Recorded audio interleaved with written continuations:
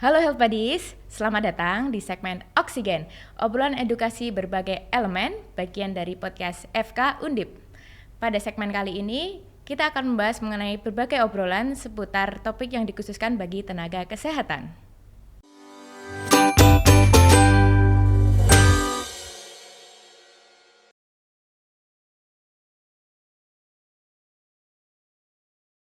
Pada kesempatan kali ini, kita kedatangan tamu yang sangat istimewa. Beliau adalah Ketua Konsentrasi Konseling Genetik Magister Ilmu Biomedik FK Undip. Beliau juga Ketua Subdivisi Endokrinologi Anak Bagian Ilmu Kesehatan Anak FK Undip RSUP Dr. Karyadi. Selain aktif sebagai konselor genetik, beliau juga aktif berpraktek sebagai dokter spesialis anak dan subspesialis endokrinologi anak di Semarang. Beliau juga tergabung dalam support group anak-anak dengan kelainan genetik seperti Down syndrome, hiperplasia adrenal kongenital, dan osteogenesis imperfecta. Nah, tanpa berlama-lama lagi, mari kita sambut narasumber kita hari ini, Dr. Agustini Utari, MSc Med, spesialis anak konsultan. Selamat siang, dokter. Selamat siang, Terima Astrid. kasih banyak, dokter, sudah menyempatkan untuk hadir di sini. Saya senang sekali pada kesempatan kali ini bisa mewawancari dokter ya. Pada episode podcast kali ini kita akan membahas mengenai peran konseling genetik pada tenaga kesehatan. Nanti kita akan bahas mulai dari apa itu konseling genetik, kemudian nanti kita bahas apa manfaatnya, kira-kira hambatannya apa di Indonesia, dan what's next apa ke depannya ya, dok. Yang pertama saya ingin tahu, dokter, apa sih, dok, yang mendasari dokter itu kok ingin mengadvokasi mengenai pentingnya konseling genetik pada tenaga kesehatan, dok? Ya, jadi mungkin sebelum kita melihat pentingnya, sebetulnya konseling genetik itu suatu proses ya, pemberian informasi tentang penyakit genetik, risiko penurunan ya, kemudian bagaimana ada risk factor secara genetik yang diturunkan misalnya ataupun yang tidak diturunkan. Dan ini di Indonesia memang masih sangat terbatas. Dan menurut saya ini sebetulnya sangat penting, terutama kita di rumah sakit yang sudah lebih level yang lebih tinggi begitu. Karena bagaimanapun juga penyakit genetik ini saat ini sudah lebih diperhatikan ya. Jadi fasilitas untuk memeriksa kelainan genetik juga sudah lebih baik, sehingga kita bisa memberikan konseling atau informasi ya, memberikan informasi kepada pasien, keluarga, komunitas bahwa ini loh sebetulnya yang terjadi gitu ya. Apakah ini diturunkan atau tidak, apakah ini ada risiko ke anak berikutnya, apakah ini juga ada masalah secara etik dan sebagainya. Oke. Ya. Ini dokter sudah mulai out banyak sekali ya, dok, yang akan kita bahas nantinya. Yang pertama, tadi dokter membahas bahwa sudah mulai banyak konseling genetik terutama di RS besar ya, dok. Nah, dalam setting healthcare yang besar itu kira-kira di mana sih, dok, posisi konselor genetik itu? Kalau dalam setting healthcare kan ada dokter, ada perawat, ada psikolog, mungkin ada yang lain juga. Nah, di mana posisinya konselor genetik, dok? Apa perannya dia dalam setting rumah sakit misalnya? Kalau kita melihat di dalam setting rumah sakit, sebetulnya peran konselor genetik itu harus masuk dalam tim multidisiplin. Jadi kalau kita melihat berbagai kelainan genetik itu kan biasanya cukup luas ya pengaruhnya, komorbiditasnya dan lain-lain, sehingga dia membutuhkan suatu tim multidisiplin. Dan di dalamnya termasuk untuk penyakit genetik itu adalah konselor genetik.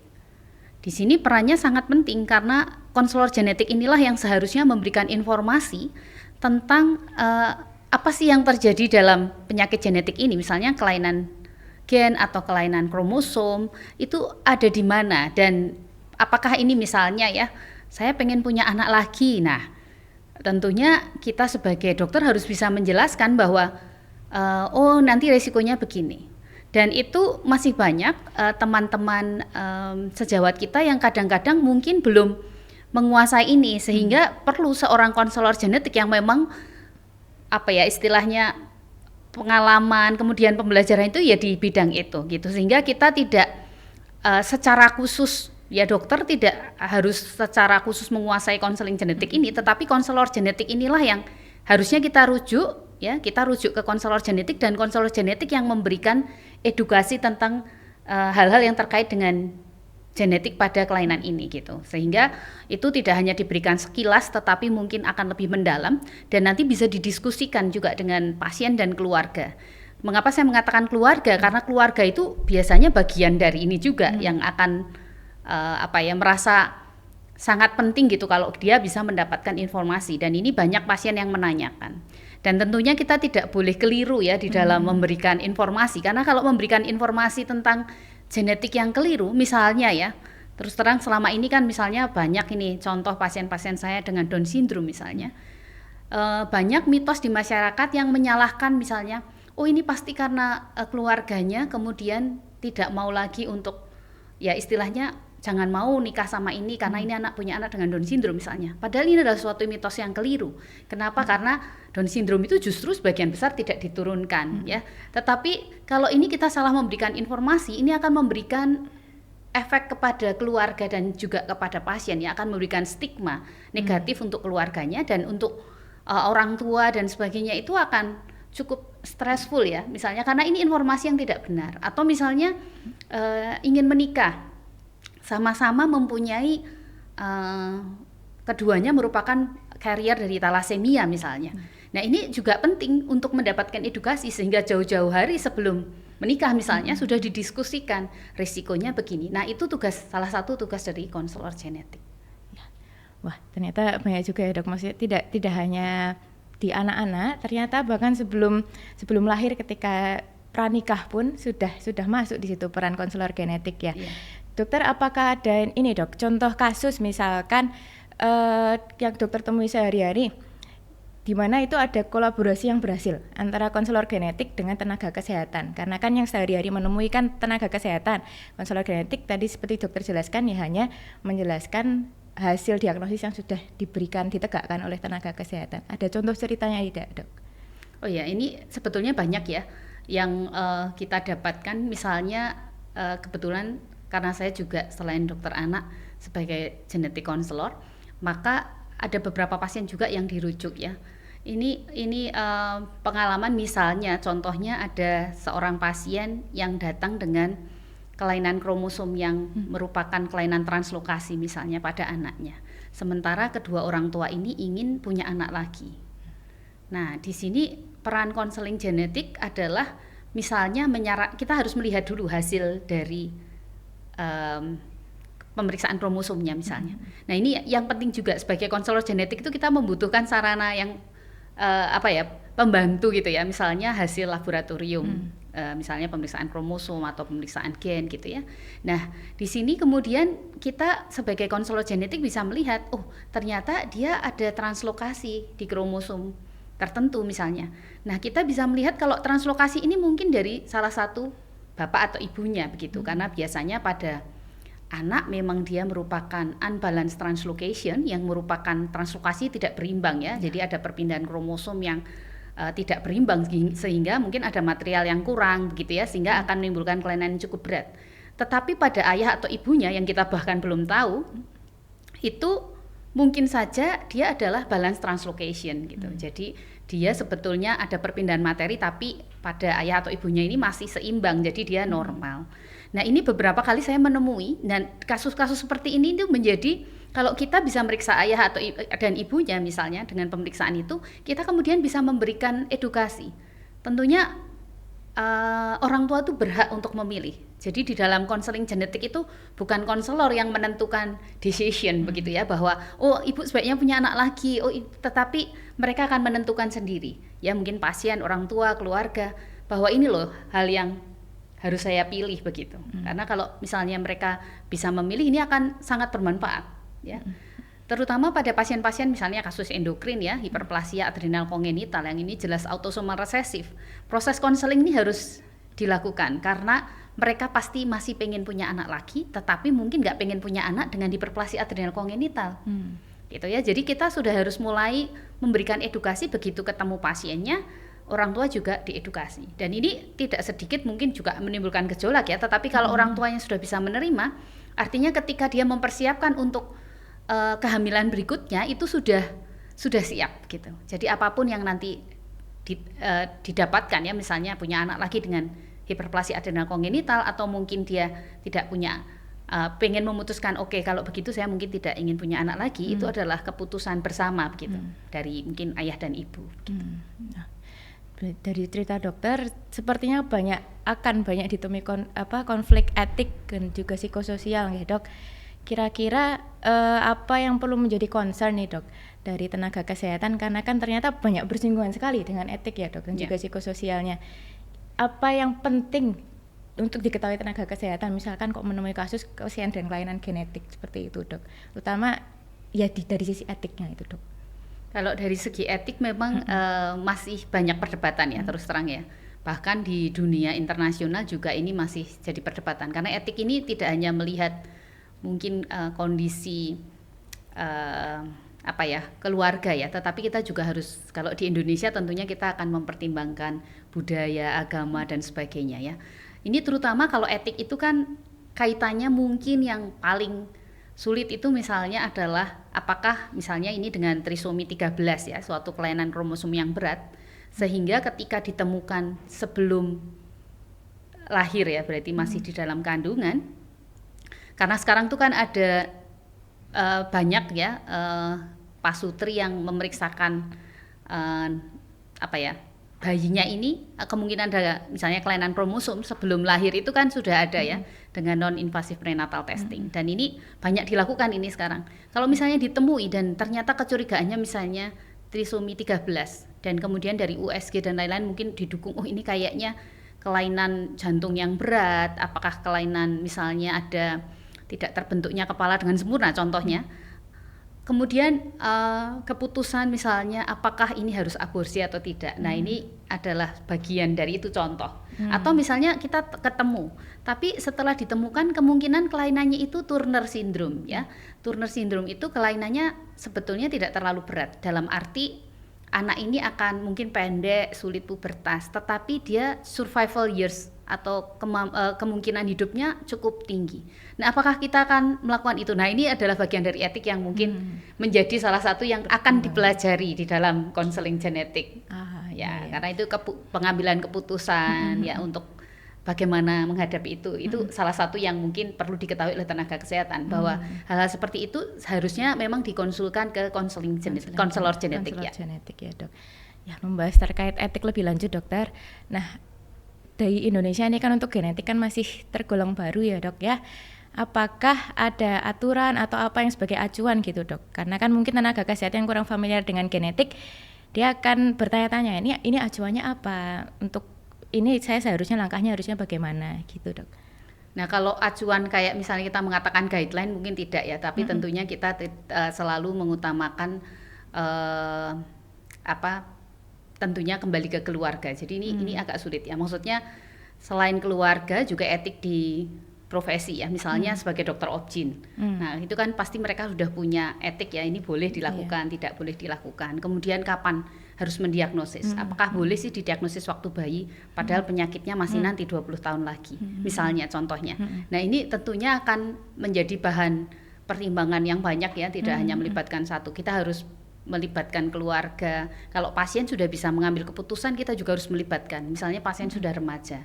Karena contoh pada kasus-kasus disorder of sex development, gender assignment atau penentuan gender itu di luar negeri misalnya, itu sekarang itu cenderung untuk ditunda dulu begitu, sampai anak mempunyai hak untuk menentukan dia mau kemana begitu. Tetapi dengan budaya Indonesia tentunya ini sangat sulit dilakukan, karena orang tua sudah ingin membuat keputusan itu sangat dini supaya anaknya itu lebih mudah ya diarahkan di komunitas, itu tidak mendapatkan stigma dan sebagainya. Tetapi ini tentunya yang akan dipelajari nanti ya, kalau misalnya kita ingin menjadi konselor genetik. Iya. Baik, berarti memang hanya di bidang konselor genetik ya dok ya. Oke. Nah, yang jadi pertanyaan saya dokter, tadi kan dokter menjelaskan bahwa suatu kelainan genetik itu bisa didiagnosis sebelum bayi itu lahir. Nah, saya mau tanya dok, seharusnya kan mungkin dipelajari juga nggih di konseling genetik. Apakah wajib dok, apakah disarankan bagi setiap pasien yang mau menikah itu untuk melakukan konseling prakonsepsi atau pemeriksaan prenatal terlebih dahulu? Ya, sebetulnya ini idealnya kita melakukan, terutama kalau ada riwayat keluarga tentunya ya. Contohnya yang ini mungkin sudah dilakukan juga di negara lain yang tetangga kita, misalnya Malaysia. Mereka sudah screening premarital untuk talasemia misalnya, karena kita tahu talasemia itu adalah kelainan yang sifatnya autosomal resesif Ya, jadi kalau kedua-duanya adalah pembawa, maka kemungkinan anaknya risikonya besar untuk mengalami talasemia mayor misalnya. Nah, ini mereka sudah didiskusikan sehingga ketika mereka tetap memutuskan ingin menikah, nantinya itu apakah ingin tetap punya anak atau misalnya tidak dan sebagainya itu diputuskan di situ. Dan juga untuk kelainan-kelainan, misalnya kelainan yang kita sudah tahu cara penurunannya, misalnya Fragile X syndrome ya. Kalau Fragile X syndrome itu kan dia misalnya sebagai perempuan dengan Fragile X syndrome dia tetap bisa punya anak ya. Tetapi apakah ini diputuskan maksudnya bisa punya anak atau tidak, ini yang harus didiskusikan gitu. Jadi pramaritalnya itu sudah dilakukan.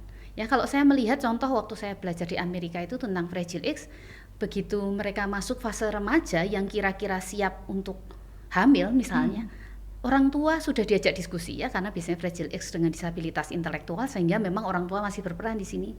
Misalnya apakah kita mau menggunakan istilahnya birth control atau apa family planning lainnya supaya ini hamil atau tidak hamil. Tapi untuk yang misalnya sebagai carrier atau dia berisiko punya anak dengan Fragile X, itu juga ditawari ya, apakah kamu masih mau punya anak dengan Fragile X? Dan kalau itu dia mengambil, oh ya berarti saya siap, begitu lahir, ini pentingnya ya karena premarital sudah siap, begitu lahir dia juga udah disiapkan penanganan sejak awal, screening bayi ya dengan kelainan-kelainan yang mungkin terjadi, kemudian stimulasi awal ya untuk keterlambatan perkembangannya itu udah dilakukan sangat-sangat dini. Ini saya melihat sendiri pengalaman untuk yang sudah di konseling premarital ini untuk Fragile X contohnya. Jadi dia tetap akan lebih siap paling tidak bahwa itu sudah diterima oleh pasangan.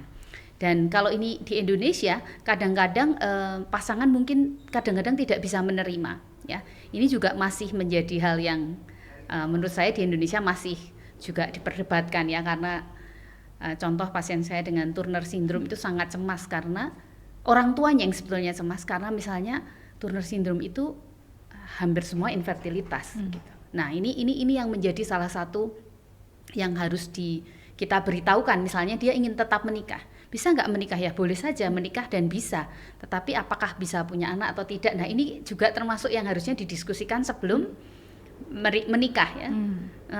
Untuk pasien-pasien saya dengan hiperplasi adrenal kongenital misalnya, dia harus minum obat seumur hidup.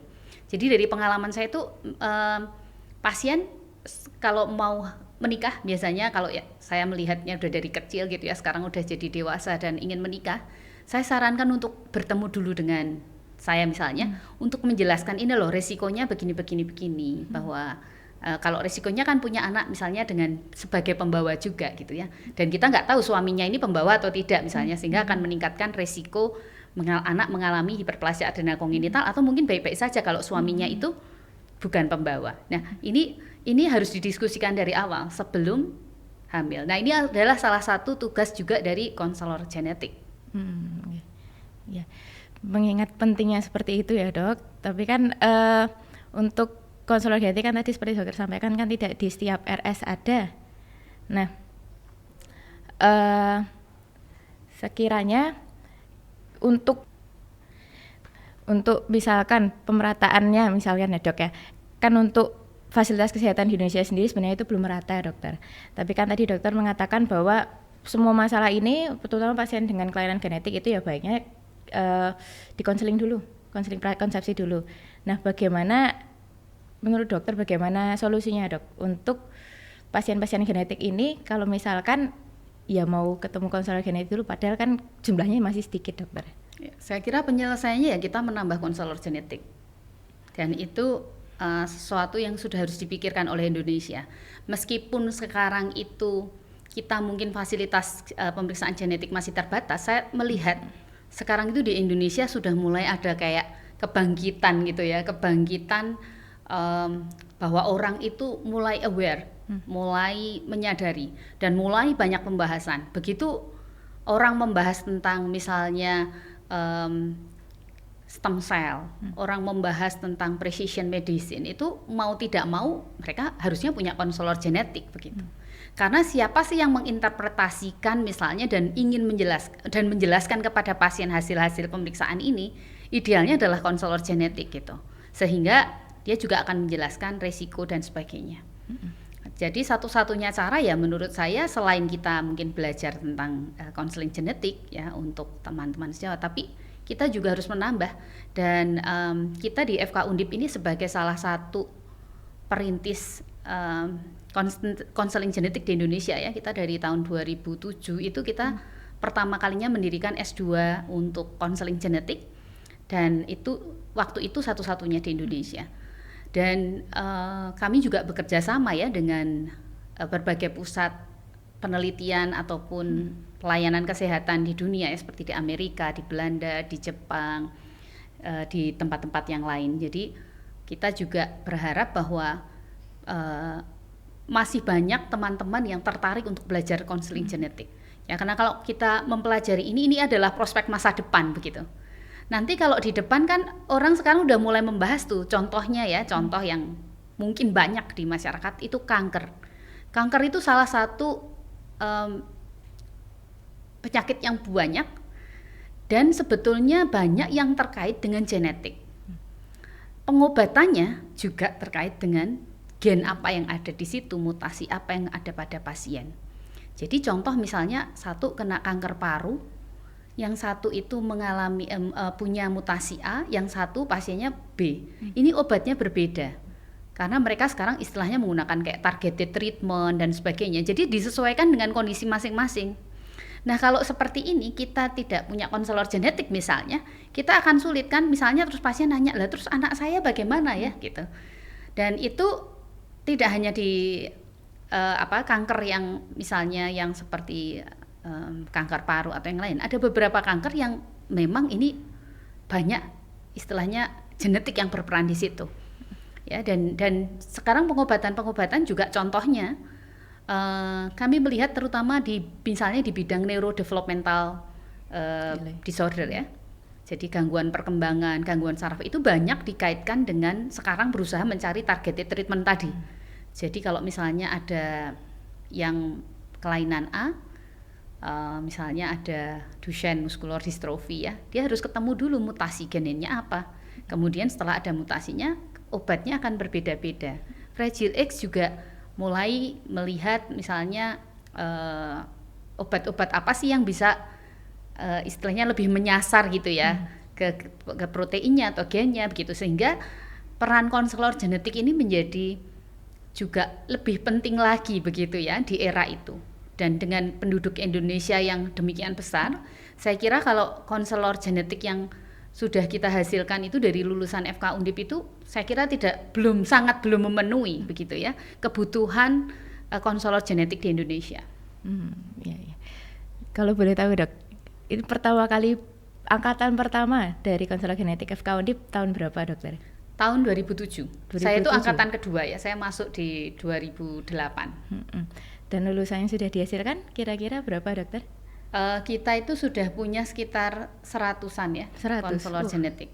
Ya karena yang masuk itu kan setiap tahunnya tidak terlalu banyak ya, tapi harapan kita ya kita bisa menambah kesempatan ya misalnya dengan beasiswa LPDP ya. Sekarang pemerintah Indonesia mengeluarkan beasiswa LPDP dan kalau misalnya ingin mengambil konseling genetik ini dengan beasiswa itu silahkan karena itu sudah terlink dengan LPDP. Salah satunya ya. Dan harapan kita ke depan tentunya kita juga bisa kembali berkolaborasi dengan beberapa center di luar negeri ya. Seperti contohnya saya sendiri dulu tuh saya setahun di Indonesia, saya setahun di Amerika dalam mengambil konseling genetik ini ketika saya belajar di situ. Jadi 1 tahun di sana tuh ya di riset, di klinik, belajar di lab juga begitu ya. Dan ini akan menambah semangat kita mungkin untuk belajar. Wah, melihat betapa pentingnya konselor genetik, apalagi Indonesia mulai memasuki era personalized medicine, di mana sesuai kata Dr. Agustini tadi bahwa untuk penyakit tertentu, untuk gen tertentu ya akan ditarget dengan terapi tertentu. Justru ini merupakan suatu istilahnya kesempatannya besar ya Dok ya bagi para konselor genetik, apalagi kalau mau melanjutkan sekolah di bidang itu chance-nya masih besar sekali. Yeah. Yang menarik perhatian saya Dokter, kan untuk konselor genetik kita masih terbatas ya Dok ya. Terus kemudian untuk pemeriksaan genetik pun bagaimana Dok di Indonesia? untuk hingga saat ini di mana kita bisa melakukan pemeriksaan tersedia apa, kemudian kira-kira apakah mudah diakses, dokter? Ya, terima kasih dan ini memang menjadi tantangan besar saya kira. Jadi tantangan terbesarnya apa? Tantangan terbesarnya adalah fasilitasnya masih terbatas dan mungkin tidak ada cover BPJS misalnya. Ini tantangan yang menjadi concern kita sebetulnya. Karena misalnya contohnya yang paling sederhana itu pemeriksaan kromosom ya, kami di Undip bisa melakukan. Tetapi ini tidak tercover oleh BPJS. Ya. Dan ini karena tidak tercover maka pasien harus mengeluarkan uang sendiri. Nah, ini adalah tantangan. Yang kedua, misalnya pemeriksaan genetik yang lebih canggih ya. Misalnya periksa gen, mau pakai sequencing dan lain-lain. Beberapa laboratorium di Indonesia sekarang sudah mulai ada ya, tetapi memang lebih banyak dalam ranah riset. Kenapa? Karena kalau ranah riset itu pasti ada pendanaan ya dari universitas, dari fakultas. Tetapi sekarang Kementerian Kesehatan juga sudah mempunyai beberapa laboratorium yang difasilitasi untuk misalnya mempunyai alat sequencing. Sehingga ke depan sepertinya ini akan semakin meluas. Jadi kesempatan untuk untuk berkarya sebagai konselor genetik itu masih sangat luas ya, apalagi kalau kita nambah fasilitas itu. Tentunya kalau ada fasilitasnya kita lebih gampang mengkonseling. Bayangkan kalau ini misalnya kelainan genetik tapi kita nggak punya hasil genetiknya. Ini kita sebagai konselor genetik juga hanya bisa berandai-andai jadinya, oh iya berdasarkan ini itu kemungkinan begini. Tapi bukan yang pasti kalau kita tidak punya lab yang pasti mendukung. Sehingga memang harapan kami ya di universitas, di fakultas, di rumah sakit itu mempunyai alat yang istilahnya fasilitasnya lebih baik ya. Tapi Indonesia menurut saya sedang mengarah ke sana. Karena Indonesia sedang mengarah ke sana, tentunya konselor genetik akan dibutuhkan lebih banyak lagi dan dibutuhkan lebih banyak orang-orang yang belajar tentang genetik ini. Sehingga ini akan menjadi salah satu menurut saya alternatif profesi di masa depan. Menarik sekali ya dok ya, apalagi dengan program dari pemerintah yang BGSI itu ya dok, sudah diletakkan di banyak center, universitas, rumah sakit untuk alat-alat sequencing dan lain sebagainya. Meskipun untuk saat ini kan masih di bidang neurologi seperti itu ya dok ya. Oh dia sudah lebih luas sekarang. Sudah lebih luas lagi ya, dokter. Ada obesity, ada aging dan sebagainya. Jadi dan itu nantinya kayaknya akan lebih berkembang lagi sih. Wah, berarti kedepannya ini suatu prospek yang baik ya di bidang genetik ya dok, ya. Salah satu sebagai konselor genetik.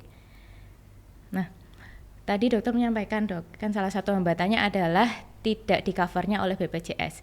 Beberapa pasien yang ditemui di rumah sakit pastikan ada yang kondisi ekonominya terbatas dok. Kira-kira apakah ada upaya yang bisa dilakukan mungkin dari tim medisnya atau dari rumah sakit atau dari pemerintah dokter? Kalau seperti yang pengalaman kami sih selama ini akhirnya kami menggunakan dana riset ya.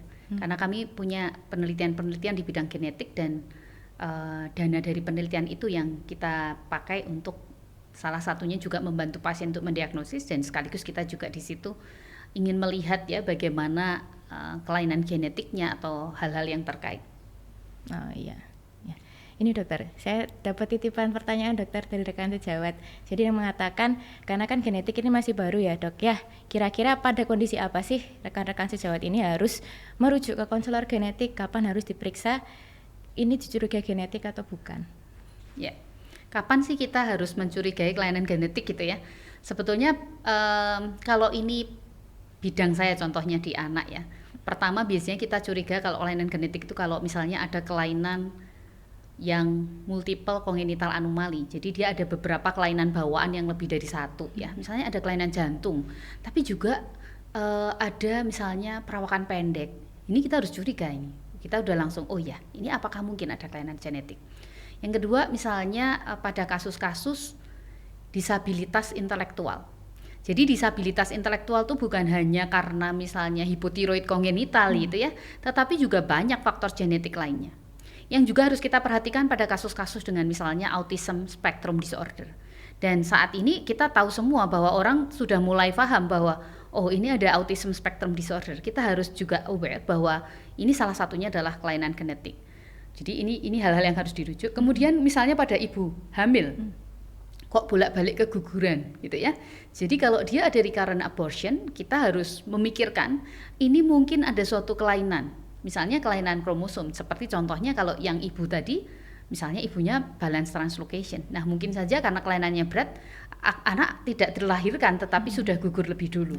Ya. Kemudian pada ibu-ibu yang berisiko lah ya, misalnya usia tua ya, hamil di usia lebih dari 35 tahun, ini seharusnya sudah mendapatkan konseling juga bahwa risiko kelainan kromosom akan meningkat ya, sehingga sudah harus dilakukan prenatal diagnostik misalnya. Nah sekarang dengan adanya fasilitas misalnya non-invasive prenatal testing dan sebagainya, itu akan lebih mudah. Memang kelemahan kita adalah ini belum ditanggung gitu ya oleh insurance, termasuk asuransi swasta itu juga. Kalau sudah ngomong genetik itu terus terang kalau di Indonesia itu langsung dicoret begitu ya.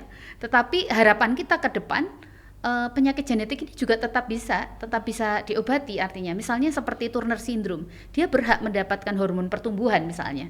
Tidak karena dia kelainan genetik kemudian dia dicoret untuk mendapatkan ini. Nah ini masih harapan kita, tapi saya yakin kita mungkin bergerak ke arah yang lebih baik dan pastinya lebih maju ya. Karena sekarang kita sudah mulai juga akan screening bayi baru lahir untuk kelainan genetik bahkan ya. Jadi kalau screening bayi baru lahir di Indonesia saat ini baru hipotiroid kongenital, pemerintah ini sudah merencanakan nih ke depan mungkin sudah akan ada yang terkait dengan kelainan genetik seperti hiperplasia adrenal kongenital. Di screening dari bayi baru lahir ya, ketika anak-anak gejalanya tidak jelas dia sudah bisa ditangkap awal sehingga angka kematian akibat penyakit itu akan diturunkan begitu. Nah, ini saya kira yang harus kita perhatikan. Jadi itu tadi yang harus dirujuk dan upaya kita untuk mengurangi morbiditas, mortalitas karena kelainan genetik. Wah, ternyata banyak sekali ya dokter ya untuk manfaat dari konseling genetik, dari pemeriksaan genetik, mulai dari semuanya itu.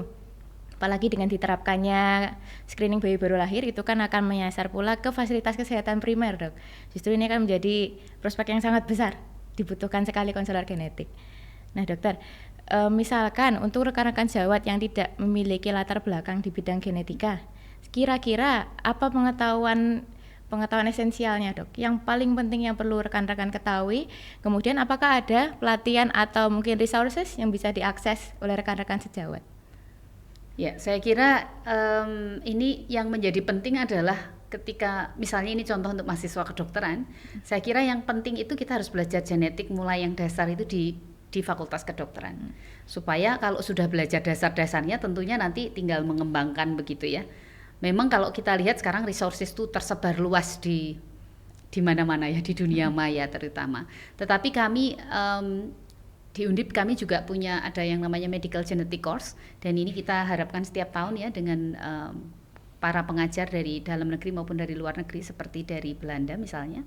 Itu biasanya kami lakukan tiap tahun, dan kami berharap juga mungkin nanti akan lebih banyak lagi edukasi-edukasi yang bisa kami berikan ya, karena kalau sekarang saya lihat teman-teman sejawat tuh lebih suka edukasi pendek-pendek begitu ya, misalnya lewat Instagram, TikTok dan sebagainya. Tetapi kita mungkin harus belajar lebih mendalam sejak di fakultas kedokteran, mulai dari undergraduate ya, mulai dari S1, koas ini mungkin harus lebih banyak kita ajak untuk berdiskusi tentang kelainan genetik. Jadi mereka juga mendapatkan sumber-sumber yang terpercaya begitu ya. Nah ini saatnya memang kita membutuhkan teman-teman yang lebih banyak lagi untuk belajar soal genetik. Ya. Untuk terkait MGC tadi, Dok, Medical Genetic Course, kira-kira apakah itu hanya terbatas untuk mahasiswa konseling genetik atau apakah dibuka juga untuk rekan sejawat di luar konseling genetik itu, Dokter?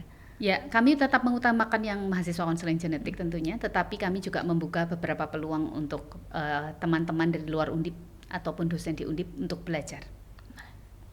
Ya, menarik sekali ya, Dok ya. Ternyata sudah banyak course yang kita selenggarakan, lalu sudah banyak yang memang kita istilahnya kita buat lingkungan yang mendukung untuk perkembangan genetik, terutama yang konseling genetik ya, Dok ya. Nah, untuk kondisi saat ini, Dokter, di Indonesia, kemajuan atau tren apa yang harus diketahui oleh nakes sampai sejauh ini perkembangan genetik di Indonesia itu seperti apa, Dok? Ya, saya kira kalau untuk nakes kita melihat bahwa tren saat ini itu perkembangan pengobatan, perkembangan preventive medicine itu sekarang sudah sangat erat hubungannya dengan kelainan-kelainan genetik. Jadi kita harus tahu bahwa pengobatan di masa depan itu sudah sangat akan bergantung pada gen atau mungkin hal-hal yang kita miliki dari tubuh kita. Jadi mungkin nanti 10 tahun, 20 tahun lagi orang yang sama-sama sakit misalnya sakit tifoid misalnya atau sakit tipes, mungkin yang satu tuh punya polimorfisme gen A, yang satu B, maka mungkin saja pengobatannya akan berbeda. Itu arahnya ke sana. Apalagi yang seperti kelainan-kelainan kanker, neurologi dan lain-lain itu arahnya akan ke arah individual ya. Jadi maksudnya pengobatannya itu udah yang sangat sesuai dengan apa yang dimiliki oleh individu tersebut ya. Precision medicine itu sudah di depan mata ya. Apalagi sekarang kita kalau mau membahasnya itu kayak stem cell dan lain-lain itu sudah kita harus menguasai genetiknya gitu ya. Jangan sampai kita tidak tahu sehingga jangan-jangan ini bukan yang benar arahnya begitu ya. Jadi nggak ada salahnya kalau kita memang untuk teman-teman sejawat kita sudah mulai belajar ke sana. Karena trennya itu saat ini di dunia ke arah genetik begitu. Jadi kelainan-kelainan apapun akan dikaitkan dengan istilahnya gen yang dimiliki oleh individu tersebut. Jadi kita pasti mengarah ke sana, dan saya kira perkembangan ilmu kedokteran di dunia ini sangat cepat. Jadi hari ini kita belajar ini mungkin 10 tahun lagi udah keliru itu yang saya omongkan ini mungkin ya, karena kemajuan ilmu kedokteran yang sangat cepat dan pesat. Melihat prospek genetik kalau di dunia sudah ke arah sana ya dok, semua pengobatan ke arah genetik. Di Indonesia pun pasti akan mengejar seperti itu. Ya. Nah kira-kira untuk prospek yang seperti itu, upaya apa dokter yang bisa dilakukan oleh tenaga kesehatan untuk mencapai visi tersebut? Ya saya kira ya kita harus mulai, artinya kita harus mulai belajar bahwa genetik itu penting. Karena kalau pengalaman saya pribadi mungkin 20 tahun yang lalu ketika saya belajar itu kayak belajar genetik itu ya di awang-awang aja gitu ya. Kayak ngapain sih belajar genetik begitu ya. Dan itu saya alami ya, bahkan saya ketika misalnya masih jadi residen itu kalau kita mengusulkan pemeriksaan misalnya kromosom aja, ngapain sih harus diperiksa begitu. Tetapi itu penting begitu, karena kita jadi tahu bahwa oh ini memang kelainannya di sini, resikonya begini, kita bisa menjelaskan kepada keluarga begini. Tanpa itu kita tidak akan sampai di edukasi yang tepat untuk keluarga. Dan saat ini saya kira dengan era keterbukaan ya, apalagi di dunia maya ini semua informasi ada, ini menjadi sangat penting. Dokter tidak boleh ketinggalan begitu, karena kalau ini kita ketinggalan berarti pasiennya itu sudah membawa data yang lebih lengkap ya. Ini dari pengalaman saya sendiri, pasien itu kalau datang saat ini ya, terutama yang mungkin dari kalangan yang sangat educated begitu ya, itu datang sudah membawa jurnalnya dan menunjukkan ke saya, dokter, saya sudah membaca, pasien saya itu didiagnosis begini, saya sudah periksa genetik gennya ini. Menurut dokter bagaimana? Ya, jadi mereka tidak lagi meminta ini, tapi dia udah mengemukakan bahwa ini loh yang sudah dia baca. Nah, menurut pendapat dokter bagaimana? Jadi kalau kita tidak tahu sama sekali, ini akan sulit. Nah, disinilah mungkin peran teman-teman sejawat ya, kalau memang kesulitan seperti ini, dan dia sudah membawa hasil pemeriksaan genetik ini banyak nih, ya boleh di refer ke konselor genetik begitu, agar bisa mendapatkan edukasi yang lebih tepat begitu. Karena ini kan nggak cuma pembicaraan yang hanya 5 menit, 10 menit ya, tetapi ini akan cukup lama dan kita harus mendiskusikan istilahnya kayak bagaimana sih ke depan gitu. Nah ini menjadi satu hal yang mungkin harus kita siapkan gitu ya. Ya melihat prospek yang seperti itu, tapi untuk prospek demikian tentunya bukan tanpa hambatan ya dokter ya. Kira-kira hambatan apa dokter yang bisa muncul dalam rangka kita mencapai visi tersebut? Saya kira kalau hambatan yang paling besar sih menurut saya di Indonesia itu adalah sarana laboratorium mungkin. Sarana penunjang dan coveragenya oleh pembiayaan kesehatan. Itu menurut saya yang salah satu hambatan yang sangat besar. Tapi saya yakin sih, karena tadi ya kayak Kementerian Kesehatan sudah mulai menggelontorkan mesin-mesin genetik sekarang.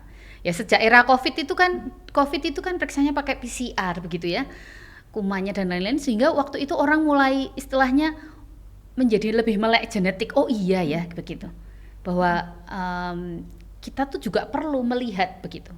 Ya, ini jenis yang mana, ini yang padahal itu menurut saya di era sekarang ini orang sudah menjadi sangat aware akan itu. Harapan kami ya pemerintah kemudian ini tuh bisa menyediakan sarana lab itu, karena itu menurut saya juga salah satu hambatan terbesar kita. Yang kedua hambatannya tentunya orang yang menguasai, yang bisa melakukan pemeriksaan, dan yang ketiga yang melakukan konseling. Karena kalau sudah diperiksa sudah ada hasil tapi nggak mudeng ini ya, nggak tahu bahwa ini apa sih yang harus dijelaskan, resikonya bagaimana. Nah ini juga akan sia-sia ketika dia hanya berhenti di hasil. Jadi setelah hasil harus ada edukasi. Nah ini menurut saya ini juga menjadi salah satu tantangan kita ke depan. Oke, berarti ada yang perlu disiapkan. Pertama ada dari resource-nya, dari alat-alatnya, kesediaan sarpras. Yang kedua dari SDM-nya juga ya dokter ya. Nah itu tentu bukan merupakan proses singkat ya dok ya, butuh proses pastinya. Nah kira-kira solusinya berarti kan tadi dengan mengadakan dari pemerintah alat-alatnya, kemudian untuk yang menyediakan SDM-nya itu dok, kira-kira bisa belajar di mana dok? Bagaimana cara daftarnya, yang qualified bisa menjadi konselor genetik itu siapa saja dokter? Kalau sarana mungkin kita juga selain pemerintah kita harapkan memang dari pusat-pusat atau lembaga riset ya.